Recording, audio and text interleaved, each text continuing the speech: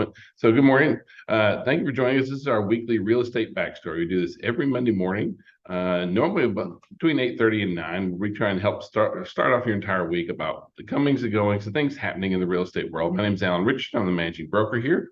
My name is Ming Richardson, the compliance broker for Maximum One Realty and Realtor Partners. And so we want to kind of start off today talking about something that, a lot of our agents are down on the south side, and we see a lot of, I guess you'd call it, more suburban agents that don't understand everything that goes on with condos. And so we're seeing where our buyers are being a lot more creative right now. And condos and townhomes tend to be a little bit, if you just look at overall the general pricing of condos and townhomes, it's a little less expensive there. And so we're seeing where we're getting more and more contracts on condos, but with that comes a lot of questions dealing with the condos. So, the first one is like, do you understand all the complexities in dealing with the condos? Being able to, as a good buyer's agent, you want to go and get the building's declaration of condominium kind of thing, see where their bylaws are. You also have to see if they have an approved budget. If their budget doesn't account for at least 10% to be allocated towards reserves, then it won't be able to be approved for FHA. And so you want to make sure that your condo can get financing. And so like that's probably one of the biggest challenges a lot of agents don't have kind of got to overcome, because some condos are very well managed. The vast majority of them are very well managed, but not every one of them is. And so making sure that you can you don't want to just go through, get a condo under contract, do all the inspections just to find out that you can't get financing on it. So not for FHA. Well, so unfortunately, FHA has a guideline, and VA, I don't think as well. Yes. A little more stringent than the other. So just make sure, talk to your favorite lender and ask them, say, hey, is this property eligible for FHA or VA loan? But do that right away. Like that's one of the biggest deals, is making sure that you pull that in right from the very beginning. Also making sure or trying to find out if there's any pending legislation, because we have had deals that have died in the past where there was pending legislation, and not even just legislation, but any pending assessments coming, because you don't want someone to buy a condo and then find out, oh, guess what? All the, everybody's condo association fees are going to go up by $2,500 next year. That's a pretty big deal, and we've seen that happen. And so, not saying that will be a deal breaker, but that's not the kind of question. That's not the kind of you don't want to put yourself in that your position. Client to say, why didn't you tell me? Why didn't you prepare me? So any kind of special assessments, any kind of anything going on with the HOA, that kind of stuff. So just make sure that we're ready to explain what that really covers, and then what does the HOA actually cover? Because like sometimes it includes water, sometimes includes electricity. Just depends on what the association runs. Any concierge services, and sometimes include reserve parking, or you have to buy a parking. So all that is part of the condominium association. So do your homework, protect your clients, so there's no surprise and they kind of look at you like, what did you tell me? Yeah, you just don't want to take things for granted. The parking is a big one. We've seen where some folks just assume because there's a parking garage that their condo came with one or two parking units. It doesn't. It may not come with it. It may come with one or two, but those are all the things that. And this is just things that for agents who don't normally work inside condos, you've got to be ready for dealing with that. All right. Now, the other big thing that kind of happened this past week was, the Sitzer Burnett trial came through, and there was a huge, like $1.8 billion awarded to the plaintiffs against National Association of Realtors and several other big brokerage companies out there, kind of thing. And it's really dealing with how real estate was conducted in one particular state, and in particular the biggest deal here and the biggest deal changer, and everyone's talking about how big of an impact this can make on real estate, but you have to understand that how the rules for doing real estate in that particular state was, and so they mandated that all listings had to have a buyer's cooperation. And I'm not saying that we shouldn't have buyer's cooperation on compensation. I don't mean that at all. But what I mean is that you can't force that on somebody. And we kind of predicted that they would probably lose for that reason, and they did. And then they turned around. Now they're trying to do some other lawsuits out there at the moment. And so there's so much talk going on in the industry about how this changes everything, how this, nothing is new, everything is new. And like, you know what, it isn't. You guys, the thing I caution you on is the headline. The headline's going to sensationalize where a reader is going to read it.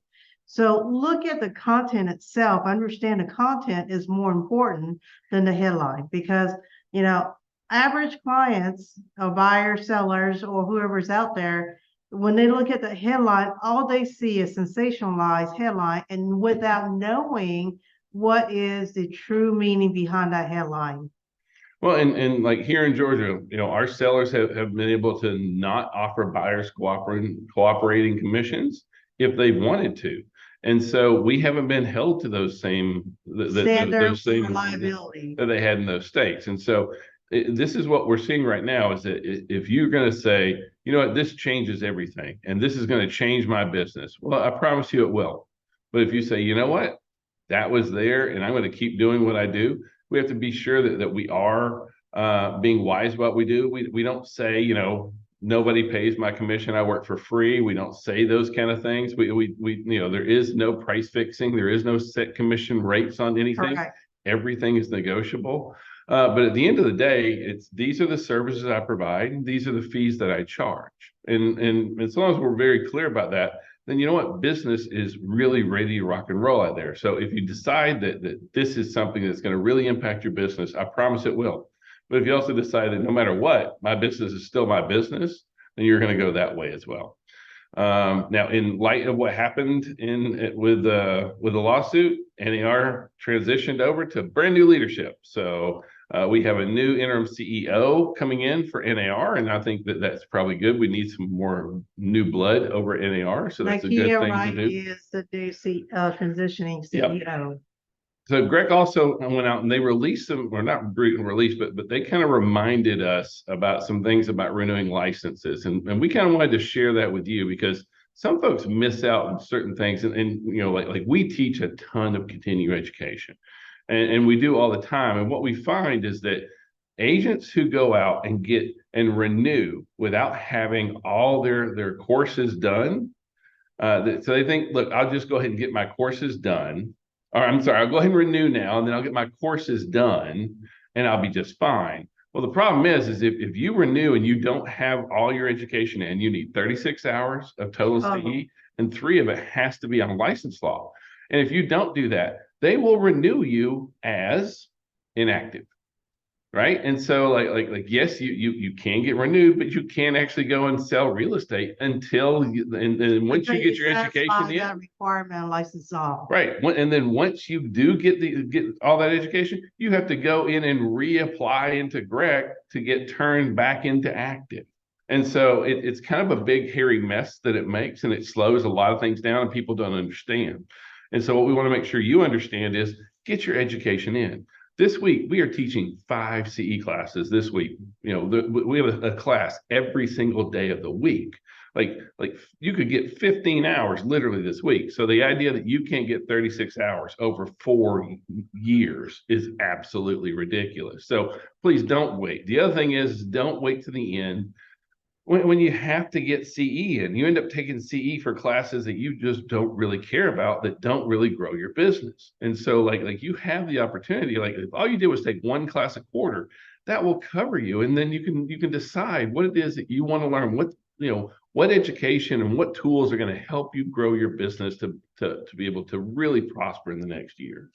Yep. And for your newly licensed agent, just remember you have to take additional 25-hour post license. It cannot be consolidated with 3-hour CE credit that's given by most folks and brokerages. It has to be a consolidated 25-hour post license. Okay. Yep. So now here in Georgia, we are moving farther than ever before. And actually not just Georgia, across the entire United States. The average move in the United States is over 100 miles. Here in Georgia, it's about 110 miles. And so we've been kind of interested in trying to keep up with those trends. And what we're seeing is like let's look at, and we want to kind of share with you. So this is where more people are coming in to Georgia from, and still the number one destination, Folks, the number of place where more people come here than any other it's New York. is New York. New York continues, and probably for the last 3 years, New York has been number one. Number two, though, Florida.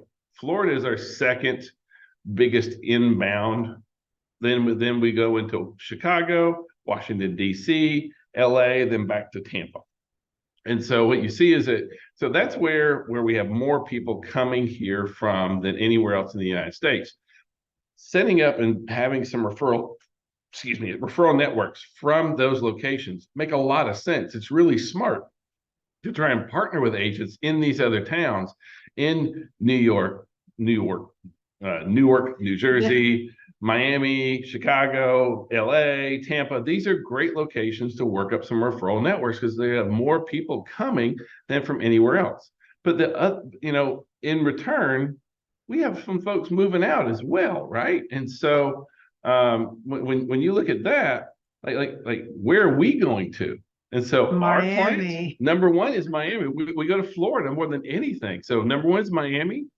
After that, Charlotte, then Tampa. We stay pretty much on the, down in the South, because once you're in the South, you're in the South, right? So Miami, Charlotte, Tampa, Orlando, Jacksonville, Myrtle Beach. So pretty much we stay like we go here or even hotter kind of thing.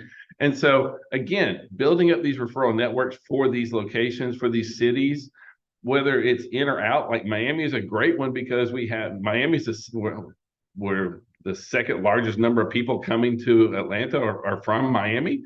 And it's also the number one where our folks move from. So this is a great place to partner with other agents in those locales and kind of have that all put together for you there.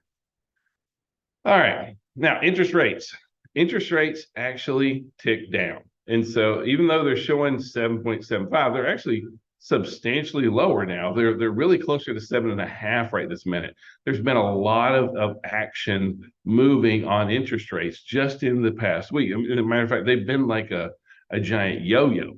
Now, one of the weird things about and this is one of those where like sometimes things don't make sense. And when you look at interest rates, that really doesn't make sense because why did the interest rates go down? Because our jobs report was crappy, which makes, you would figure that, hey, the jobs report's really good. That's overall good. Interest rates should come down. No, jobs came down. Mm-hmm. And see, the idea is that the Fed feels that the jobs market is too good, the economy's too good. When it's too good, they keep raising the federal funds rate. And so in turn, when they saw that jobs came in at roughly half of what they were expecting, and then the Fed did not raise the federal funds rate last Wednesday when they met, and at the same time, all this other economic data is coming in showing that the economy is kind of, it's not coming to a screeching halt, but it's definitely kind of easing in a little bit. So the economy is not as healthy as the federal government predicted. Therefore, obviously, the government did not raise the interest rate. Yep. But now at the same time, we are still seeing where there's still a lot of great things going on in real estate. And so like one of the best signals that I have out here is like, why does sorry, really loud? We apologize about that. So when we look at the number of new buyers still moving into the market, that is a really powerful place to be because you can see that this is what's going on with household creation in the United States. When more households are created, guess what happens? They buy houses. And so even though we've had this dip because of interest rates and things like that, we are seeing where more and more households are continuing to increase, and these household needs houses. So this is a really good thing that we see it's continuing to grow for us. Now, unfortunately, we have a lot of tight inventory right now. And so with that inventory, what's filling the gap? New construction. New construction is, when you look at new construction overall as a percentage of sales, it's higher as far as based on an overall percentage. Like of the total sales, it's a bigger piece because we have so few listings available right now. And so being competent in new construction continues to be a very, very powerful place. Now, because our inventory is so tight, we're seeing where a lot of homeowners are holding back right now. What they are fueling though is this huge residential remodeling boom. We have a lot of our would-be sellers that are renovating, remodeling their home. This also opens up a door for us because when folks start thinking about, should I remodel, should I rehab, what should I do? We're seeing where our agents are getting a lot of inquiries from folks talking about, hey, what do you think would be smart to do? Should I make this repair or should I do this report? What about this over here? You know, like, can you come by my house and talk to me about which things make sense and don't make sense? So don't look at the fact that your clients are doing renovations. Actually, that's going to help them out because the days of being able to just throw that property out, sell it as is, that's not what's selling right now. Once again, like we mentioned before, with the high interest rate, buyers truly do not have any additional money to basically purchase house, make the monthly payment, and do improvement. So that's not going to happen, and that's why it is important for your client to basically give the best product out there for the price point they're asking for. Yeah. So be ready to have those conversations out there. Now, one thing that we are seeing, even though we have all these new households coming in the market, we still are continuing to see property values are increasing and they're increasing at a very steady rate. Matter of fact, this is where Atlanta comes in, and you see Atlanta comes in at about 4.4%. According to Case Shiller, it came in at 4.4%, last month. And so, property values are continuing to grow, continuing to climb. So do we have a decline? Not at this time.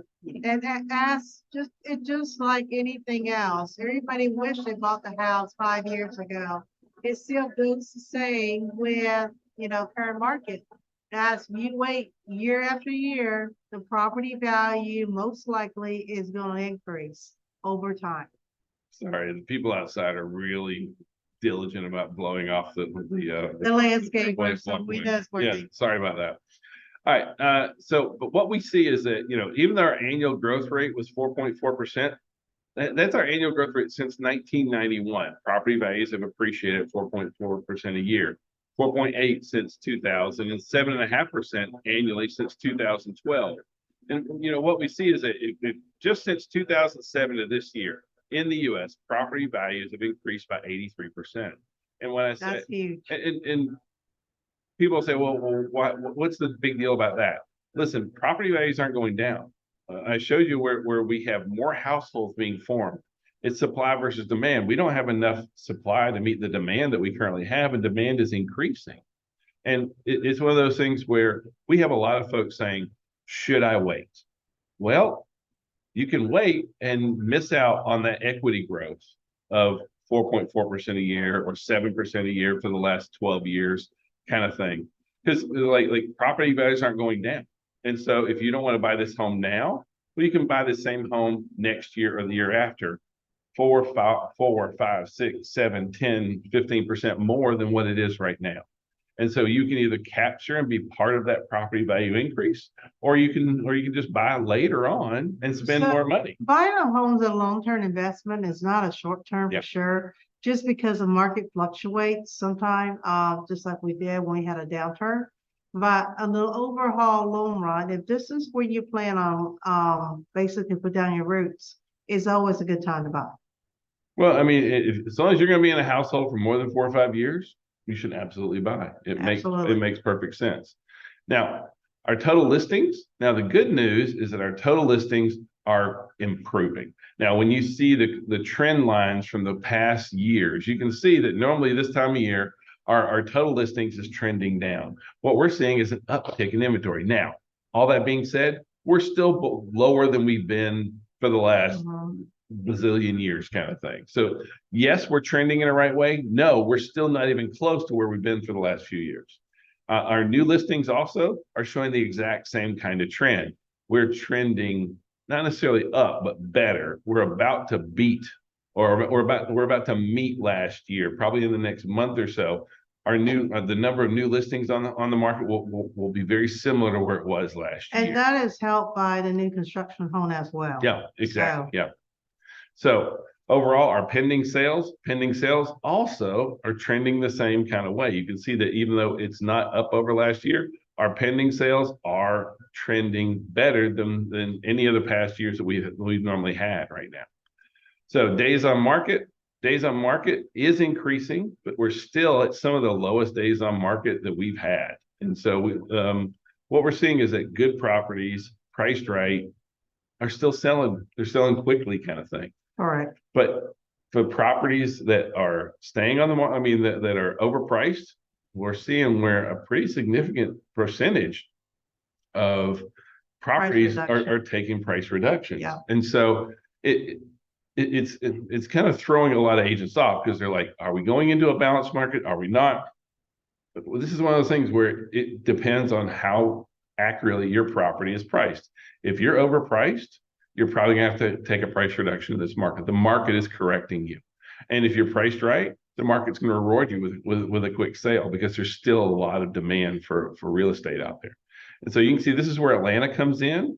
It comes in with, and this is from NAR kind of thing. It comes in median list price up 2.7. We actually came in about 4.5. But 20% of our properties are taking a price reduction. 1 out of 5 are having to take a price reduction. That's a pretty significant increase in price reduction. So we got to be ready to make sure that we are pricing our properties in the correct manner. So now, if you follow real estate business and real estate trends, you may see some talk about the commercial real estate volume. And commercial real estate is down. Commercial real estate is not driven by the same factors that drive residential real estate. Residential real estate is based on supply versus demand. Commercial real estate is highly tied to the economy and tied to jobs. And so what you see here is you can see like the overall transaction volume in 2023 versus 2022, which is roughly half. I mean, the kind of thing. Huge significant changes. It really is. I mean, it has been significantly down. It's lower than it's been for a long time, and it's approaching, COVID. Like during the time of COVID, what happened to commercials? Commercial real estate took it much differently than residential real estate took. With residential real estate, after when COVID hit, we had a blip, but then we just turned around and shot right back up. That didn't happen in commercial, because the laws governing commercial real estate are just a little bit different. So please, even though you may see talk about commercial real estate volumes and commercial real estate transactions being down, don't think that. I mean, it's like our third cousin kind of thing. It's not directly engaging with what's happening in the residential market. There is some components of it, but overall it's tied to different economic factors. Demands. Yeah. And then this week we have a lot of continuing education this week. So today is ultimate listing system, or sorry, ultimate buyer system today. Ultimate listing on Wednesday. Kind of got it backwards. Yeah. On Tuesday we got mortgage 101. That's going to be in our airport office. Thursday over in Carrollton is going to be realtors and auctions, which is actually a brand new class for us. It's in person. In person in our Carrollton office. And then back here on Friday is show me the money, take me to closing. We're going to have a closing attorney and lenders here and that for that one. So hope you guys can join us this week for everything we have going on. If we can be of any kind of service, please call, text, smoke signals. Have a great week. Thank you, and have a great Monday.